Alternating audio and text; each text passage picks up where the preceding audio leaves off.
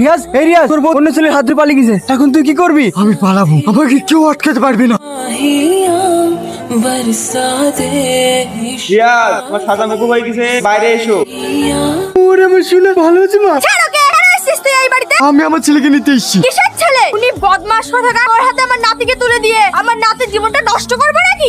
আমি খুন করিনি, আসল খুনিকে ধরেছে বলে তো আমাকে ছেড়ে দিয়েছে। চুপ কর, খবরদার মিথ্যে কথা বলবি না। তোর এই মিথ্যে কথা বলার জন্য তুমি শাকিলের কাছে চলে গেছিলাম, আর তুই ওকে মেরে দেবার জীবনটা শেষ করে দিলি। আমি তোমার জীবন শেষ করে দিয়েছি। তুমি আমার সঙ্গে 12 বছর সংসার করে তবু আমাকে চিনতে পারলে না। দেখো, আমি তোমার সঙ্গে কথা বলতে আসি, আমি আমার ছেলেকে নিতে এসেছি। ছাড় আমার ছেলের হাত। ভালো ভালো বলছে এখান থেকে চলে যা, নাহলে কিন্তু আমি পুলিশ ডাকতে বাধ্য হবো। আর সাথে পুলিশকে এটাও বল যে তুই আমার স্বামীকে মারার পর আমাকে খুন করতে এসেছিস। আর তাছাড়া আমার ছেলে তোর কাছে যাবেও না, আর ওখানে গিয়ে থাকতেও পারবে না। বাপ, তুমি আমার কাছে থাকতে পারবে না। চলো বাবু। না, আমি যাব না। তুমি একটা খুনি, আমি আমার মায়ের সাথে থাকবো।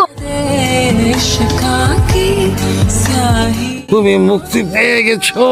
আমি সবারই কাছ থেকে মুক্তি পেয়ে গেছি, তাই আমি সব কিছু ত্যাগ করে আপনার কাছে চলে এসেছি। ভালো করেছো। জানো বাবা, এই দুনিয়ায় ভালোবাসার কোনো জায়গা নেই। আমি আর বাঁচবো না। আমি তোমাকে একটা কথা বলতে চাই। কি কথা বলেন? আমি যদি মরে যাই, আমার দেখবো। আমি কথা দিলাম, আপনার মেয়েকে আমি সারা জীবন আগলে রাখবো।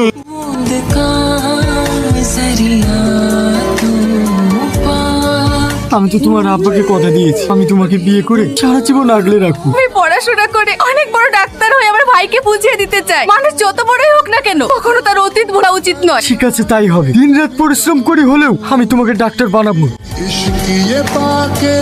রিয়াজ, আমি ডাক্তারি পাশ করে গেছি। কি হলো? তুমি কাঁদছো কেন? তুমি খুশি হওনি? খুশি হবো না মানে? আজ আমি অনেক খুশি। ওই ছেলেটা কি? ওটা আমার হাজবেন্ড। পছন্দ হয়েছে তোমার ওকে? আর একটা কথা, এই তুমি কি বলছো? তুমি যে আমাকে বলেছিলে তুমি ডাক্তার হওয়ার পরে আমাকে বিয়ে করবে, এই কথার কি হলো? তুমি ভাবলে কি করে আমি এত বড় ডাক্তার হওয়ার পরে তোমার মতো চাষাকে বিয়ে করব? ঠিক আছে, তোমরা ভালো থেকো। এগো মেয়েটা, তুমি এইভাবে কাঁদছো কেন? আপনি জেনে কি করবে? আপনি কি আমার সমস্যার সমাধান করতে পারবেন? সমাধান করতে না পারলে একটু চেষ্টা করে দেখতাম। আমার বাপ মা অনেক আগেই মারা গিয়েছে। আমি সৎ ভাইয়ের কাছে মানুষ, আমি দেখতে খারাপ কালো, তাই ভাই ভাবে আমাকে বাড়ি থেকে বের করে দিয়েছে। মানুষ এতটা নিষ্ঠুর হতে পারে? বলছিলাম তোমার যদি কোনো আপত্তি না থাকে তাহলে আমি তোমাকে বিয়ে করব। কি আপনি আমাকে বিয়ে করবেন? হ্যাঁ, বিশ্বাস হচ্ছে না? চলো আজকে তোমার ভাইয়ের সঙ্গে বিয়ের কথা বলি।